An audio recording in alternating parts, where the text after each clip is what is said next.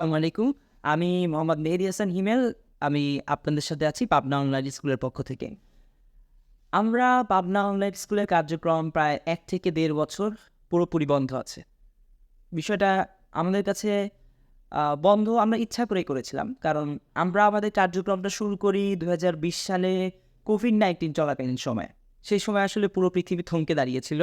আপনার কোন স্টুডেন্টরা যারা পড়াশোনা করতে বাইরে যেত, তারা যেতে পারছিল না।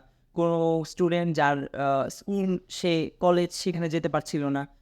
অনলাইনে ক্লাসটা পরবর্তীতে স্কুল কলেজগুলো শুরু করলেও তার আগ পর্যন্ত একটা সময় পর্যন্ত কিন্তু সেই কার্যক্রমটাও ছিল না।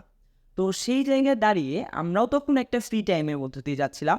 আমাদের কাছে মনে হচ্ছিল যে এই সময়ে আসলে সাধারণ শিক্ষার্থী, স্পেশালি পাবনার যারা স্টুডেন্ট, তাদের জন্য কিছু একটা করা উচিত।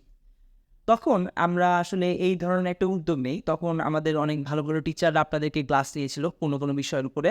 তো আমরা তারপর যখন কোভিড-19 চলে গেল, প্রায় ১ বছর পরে যখন শিক্ষা ব্যবস্থাটা স্বাভাবিক হলো, সব দিক দিয়েই স্বাভাবিক হলো, আমাদের পড়াশোনা শুরু হলো, তখন কিন্তু আমরা একটা পর্যায়ে এসে মনে করি যে দরকার নেই, আপাতত থাক। কারণ আমরা ওইভাবে কমার্শিয়ালি বা কোনো অন্য চিন্তা নিয়ে আমরা কোনো কাজ শুরু করেছিলাম না। তো এখন বর্তমানে দাঁড়িয়ে আমার কাছে মনে হচ্ছে যে আ আবার কিছু একটা করা উচিত সাধারণ শিক্ষার্থীদের জন্য। এই চিন্তাধারা থেকেই আসলে আমি আপনাদের সাথে একটা নতুন সিরিজ নিয়ে শুরু করতে চাচ্ছি পাবনা অনলাইন স্কুলের সাথে। সেই সিরিজটার নাম দিয়েছি আইসিটি উইথ হিমেল। কারণ আমি বর্তমানে একটা বিশ্ববিদ্যালয়ের কম্পিউটার সায়েন্স ইঞ্জিনিয়ারিং বিভাগের একজন ছাত্র। তো সেই জায়গায় দাঁড়িয়ে আমার যে ক্ষুদ্র জ্ঞান বা আমি যে এইচএসসি লেভেলটা পাস করে এসেছি, সেখান থেকে যে আমার যে সীমিত পরিসরের জ্ঞান, সেই জ্ঞান থেকে আমি চাচ্ছি আপনাদের সাথে কিছু ভাগাভাগি করে নেওয়ার, যাতে করে একটু হলেও আপনারা উপকৃত হন। তো এই সিরিজে আমরা প্রতিদিন একটা করে ভিডিও দেওয়ার চেষ্টা করব, যেখানে আইসিটি এইচএসসি লেভেলের প্রায় সবগুলো বিষয় সুন্দর করে আলোচনা করা থাকবে। এবং ভিডিওগুলো খুব বড় করব না, খুব শর্ট ভিডিও টাইপের করার চেষ্টা করব। একটা টপিক নিয়ে যতটুকু হয় সেই টপিক নিয়ে আলোচনা করার চেষ্টা করব, এবং একটা সময় গিয়ে আমরা সেটা নিয়ে বোর্ড কোয়েশ্চেন সলভিং, তারপরে বিভিন্ন স্কুল কলেজের কোয়েশ্চেন সলভিং, এই জিনিসগুলো নিয়ে আপনাদের সাথে চেষ্টা করব। জানি না কতদূর পারবো, আপনারা যদি সাথে থাকেন হয়তোবা খুব ভালো কিছু হবে। তো আজকে আমাদের ফার্স্ট ভিডিও, সেই ভিডিওটাতে আমরা যেটা নিয়ে আলোচনা করতে চাচ্ছি, আমরা প্রশ্ন আসতে পারে যে আমি যে বিষয়টা নিয়ে কথা বলতে চাচ্ছি, যে আইসিটি নিয়ে আমরা শুরু করতে যাচ্ছি।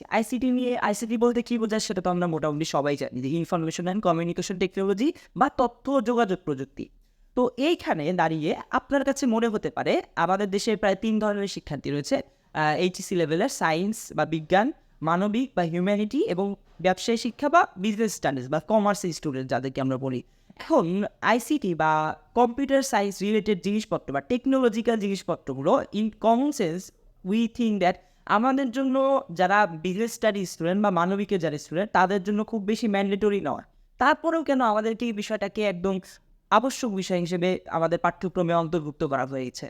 এই প্রশ্নটা থেকে কিন্তু অনেকে আইসিটিটাই খুব বেশি গুরুত্ব দেয় না, বা সায়েন্সে যারা থাকে তারাও কিন্তু ফিজিক্স, কেমিস্ট্রি, ম্যাথ, বায়োলজির মতো এতটা গুরুত্ব দিয়ে আইসিটি পড়ে না। ভাবে যে ৩ মাস তো সময় পাবো, লাস্টে টেস্টের পরে ৩ মাস কোনোভাবে এইখান থেকে ১-২টা চ্যাপ্টার পরে স্কুল কলেজে পাস করে যাই, লাস্টে যে ৩ মাস আছে ওখানে ভালো করে পড়ে মোটামুটি একটা A+ পেয়ে আমরা উঠে যাব।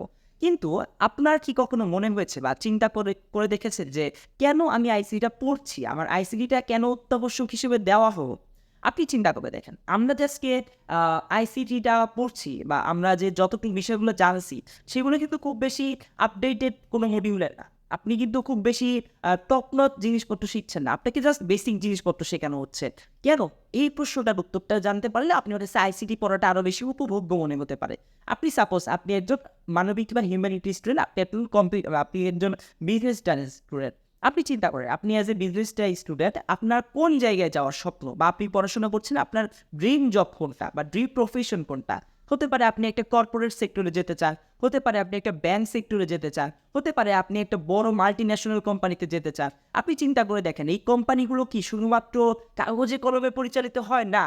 যত বড় বড় কোম্পানি, তারা কিন্তু তত বেশি টেকনোলজিক্যালি তারা সাউন্ড, এবং তাদের যে এমপ্লয়িগুলো চায় তারা কিন্তু ততটা বেশি সাউন্ড, তারা কিন্তু অনেক বেশি প্রফেশনাল। তো এই প্রফেশনালের জায়গায় দাঁড়িয়ে আপনি কখনো একটা টেকনোলজি নিয়ে আপনি খুব বেশি সাউন্ড না, বা আপনি বেশি জানেন না, সেই জায়গায় দাঁড়িয়ে কিন্তু আপনি তাদের সাথে টক্কর দিতে পারবেন না।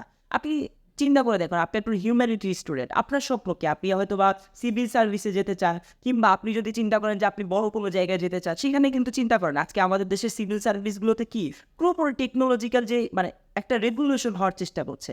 আপনি একজন ডিসি বা ম্যাজিস্ট্রেট হয়েছেন, আপনার অধীনে একটা জেলার পুরোপুরি সব জিনিসপত্রগুলো নিয়ে কাজ করা হচ্ছে। আপনি আইসিটি ডিভিশনের আন্ডারে একটা প্রজেক্ট পেয়েছেন, সেখানে আপনি অত বেশি টেকনোলজিক্যালি সাউন্ড না, আপনি তখন কি করবেন?